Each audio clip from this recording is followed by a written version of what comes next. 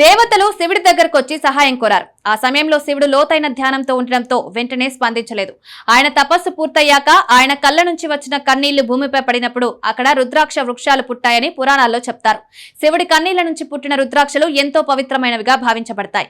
ఈ రుద్రాక్షల్లో ఉన్న ఆధ్యాత్మిక శక్తి వల్ల భక్తులు శాంతి, ఆరోగ్యం, ఆనందం పొందుతారని విశ్వాసం. తర్వాత శివుడు త్రిపురాసురుడిని సంహరించి భూమిని తిరిగి శాంతియుతంగా మార్చాడని పురాణ కథనం. రుద్రాక్షలను ముఖాల సంఖ్య ఆధారంగా విభజిస్తారు. వీటిలో 14 రకాల రుద్రాక్షలుంటాయని చెప్తారు. ఒక్కో రుద్రాక్షకు ప్రత్యేక శక్తులుంటాయని నమ్ముతారు.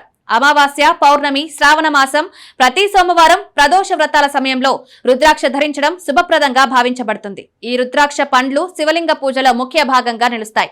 శివుడి పూజకు మాత్రమే కాకుండా భక్తుల ఆధ్యాత్మిక జీవనంలో అద్భుతమైన మార్గదర్శకంగా ఉంటాయి.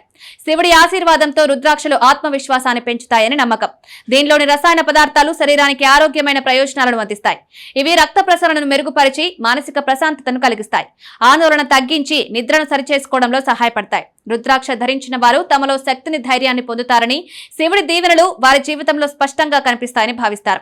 ఆధ్యాత్మిక శ్రేయస్సుకు దారితీసే ఒక పవిత్ర సాధనం రుద్రాక్షలు శివభక్తులకే కాదు, ఆధ్యాత్మికంగా ఎదగాలనుకునే ప్రతి ఒక్కరికి మేలు చేస్తాయి. శివుడి శక్తిని పొందాలనుకునే వారికి రుద్రాక్ష ఒక అమూల్యమైన సంపద.